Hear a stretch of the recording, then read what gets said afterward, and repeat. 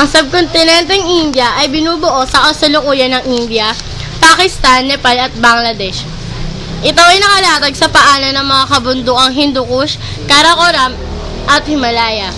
Batay sa mga nahukay na ebidensya, itinayo ng mga Indian ang kanilang unang lungsod-estado sa lambak ng Indus na ang Mohenjo-daro at Harappa noong 2500 BCE. Ang mga lansangan ng Indus ay nakalatag na animo grid. Natuklasan din ang citadel na pinalilibutan ng matitibay na pader na pinaniniwala ang ginawa upang ilihis ang tubig baha. Ang mga Aryan.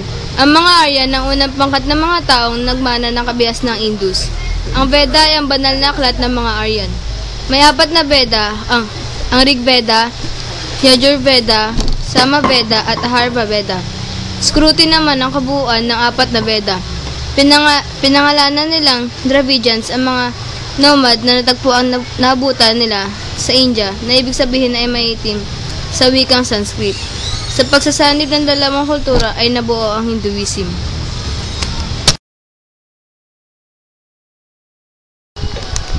Sinakop ni Alexander the Great ang mga maliliit na pulo at magkakahiwalay na kaharian. Nagliang inagaw ni Chandragupta ang kapangyarihan kay Seleucus nang pinamanahan ni Alexander the Great nang siya ay mamatay noong taong 326 BCE. Nagpatong siya ng mabigat na buwis sa kanyang mga nasasakupan upang matustusan ang binuo niyang hukbo na may 30,000 na kawal. Ang pamumuno ni Asoka. Maging ang apo ni Chandragupta na si Asoka ay tinulungan ni Kautilya na isang pari na kas. Nung sugurin nila ang mga kalinga ay umabot sa 100,000 kawal ang namatay at higit pa sa bilang na ito ang mga sibilyang nagdusa. Dahil dito ay pinagsisisihan niya ang kanyang ginawang kalupitan at bumaling sa Buddhism. Ang Imperyong Gupta. Ang Imperyong Gupta ay tinatatag ni Sri Gupta. Ang angkan ng Gupta ay nagmula sa Magadha o silangang Uttar Pradesh.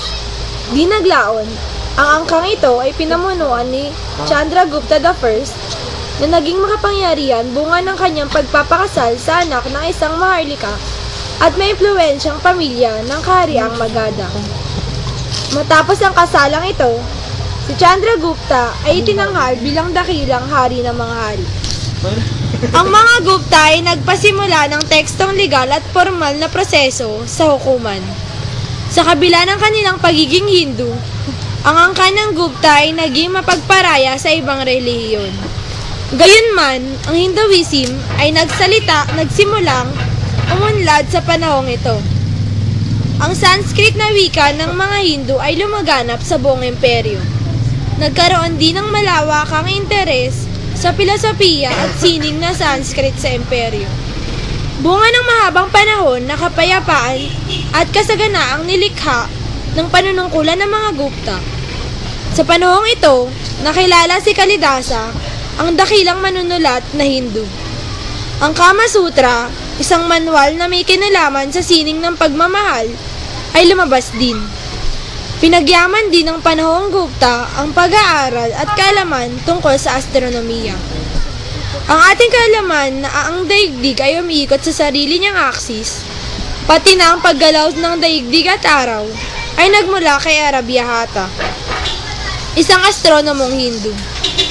Bunga ng mga pangyayaring ito, ang panahon ng mga Gupta ay tinaguriang gininto ang panahon ng Hinduism. Nang mamatay si Chandragupta I, siya ay pinalitan ni Chandragupta II. Sa pagkakataong ito, ang imperyo ay muling pinasok ng mga mananakop at ito ay muling nagkawatak-watak.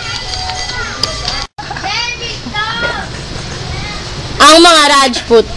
Ang salitang Rajput ay halo sa mga salitang Sanskrit na nangangahulugang anak ng hari. Nang pamunuan ng mga Rajput ang hilagang kanlurang India, madali silang napasampalataya sa Hinduism at napasama sa pangkat ng mga Kshatriyas. Ang mga Rajput ay kilala bilang mga maimpluwensyang pinuno at mandirigma. Kilala rin sila bilang mapaglikha ng nagagandahang palasyo. Natamo ng lipunang India ang kasaganaan sa ilalim ng pamumuno ng mga Rajput.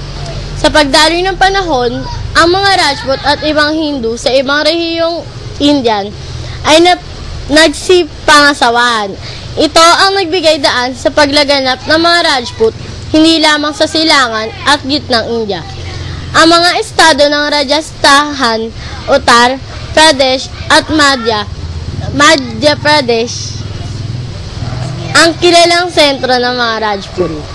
Ang mga Rajput ang pangunahing caste na matatagpuan sa Madhya Pradesh, India. Ang Rajput ang naging tagapagtanggol ng India sa pagsalakay ng mga Muslim. Ang pananakop ng mga Muslim sa India. Ang pananakop ng mga Muslim sa India ay naganap sa loob ng 2 panahong pananalakay. Ang unang pagsalakay ay naganap noong 997 CE, Common Era. Ang mga Muslim na ito ay nagmula sa Afghanistan at Turkmenistan. Ang ikalawang pagsalakay naman ay naganap noong 1526. Ang mga pangkat naman ng mga Muslim na ito ay nagmula sa gitnang Asya. Pananakop ng mga Muslim sa India. Noong 997 hanggang 986 ay naganap ang unang salakay sa India na nagmula sa Turkmenistan at Afghanistan. Noong 986 to 1206 naman ay nilusob ni Mahmud Ghazni ang India ng 17 ulit at ikinabit ang hilagang kanlurang Punjab sa kanyang kahariang Afghan. Pininsala niya ng gusto ang Delhi, ang kasalukuyang kabisera ng India. Sinimulan namang sakupin ni Muhammad Ghori ang mga lungsod ng India hanggang marating ang Benares noong 1206 hanggang 1288. Noong 1288 naman hanggang 1320 ay tinatag ni Qutb-ud-Din ang unang dinastiyang Muslim sa India at tinawag itong dinastiyang Alipin. Pinagbagsak ni Kifi ang dinastiyang Alipin at pinalawak ang kapangyarihan ng mga Muslim hanggang sa Delhi. Itinatag ni Sultanato ng Delhi ang pinakapapangyarihang sultanato sa India noong 1320 hanggang 1398. Inagaw naman ni Firuz Shah Tughlaq ang sultanato mula sa pinakamahusay na sultan ng Delhi noong 1398 to 1414.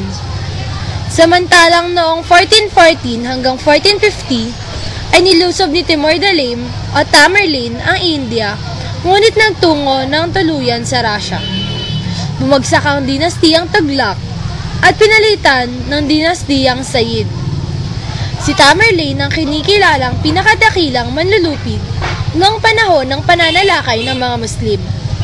Pininsala niya ang Delhi at naging kabihasnan na sa loob ng 2 buwan. Walang isa mang ibong gumalaw sa loob ng lungsod. Ang Imperyong Mughal sa India. Nang tuluyan umalis si Tamerlane patungong Russia, matinding kaguluhan na naganap sa bansa. Sinikap ni Baloy Lodi na maibalik ang sultanato, ngunit hindi siya nagtagumpay. Ang ikalawang pagsalakay ng mga Muslim ay naganap noong 1526 sa pamumuno ni Babur. Tinawag nilang Mughal ang kanilang pangkat na ang kahulugan ay Mongol. Pamumuno ng mga Mughal sa India. Sinakop ng mga Muslim na nagmula sa gitnang Asya ang sultanato ng India noong 1526 hanggang 1556. Si Babur the Tiger ang nagtatag ng Imperyong Mughal sa India. Siya ay nagmula sa kahariang nasasakop sa kasalukuyan ng Tajikistan at Uzbekistan. Sa kanyang pamumuno, ninais na Babur na ipalaganap sa lupain ang Islam kapalit ng Hinduism noong 1556 hanggang 1605. Natamo ng Imperyong Mughal ang ginintoang panahon sa pamumuno na ang apo ni Babur na si Akbar the Great noong 1605 hanggang 1627. Ang India ay pinamunuan ng anak ni Akbar na si Jahangir, ang kilalang grasper of the world.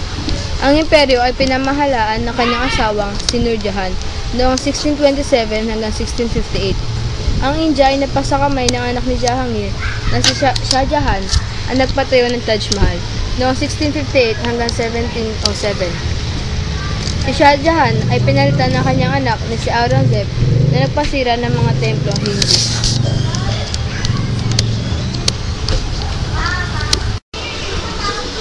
Ang gininto ang panahon ng Imperyong Mughal sa ilalim ni Akbar.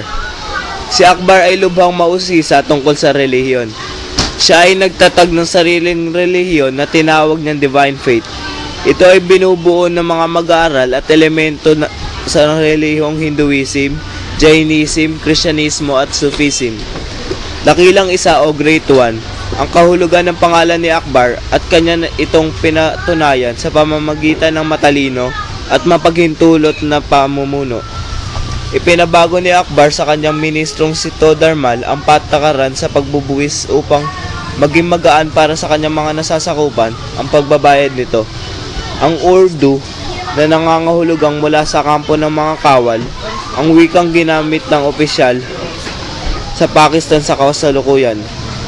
Ang epikong Ramayana ay sinadulang muli ni Tulsidas sa ilalim ng titulong Ramcharitmanas na higit na naging popular sa mga Hindu sa mga panahong ito.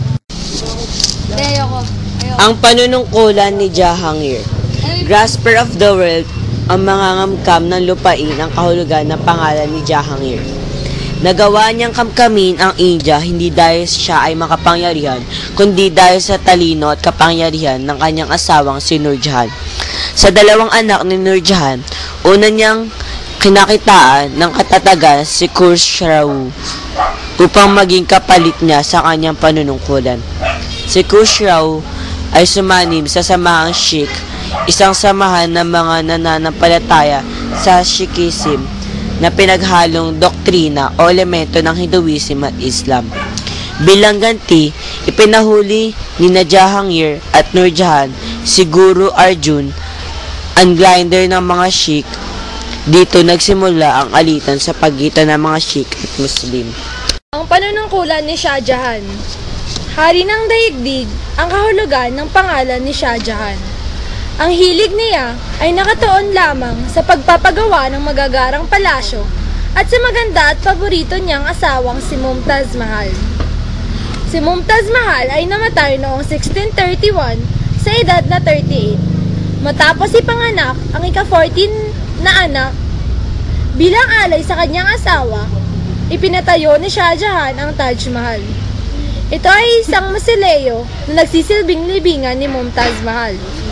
Bukod sa Taj Mahal, ay nagpagawa rin siya ng napakalaking red brick mosque at peacock throne.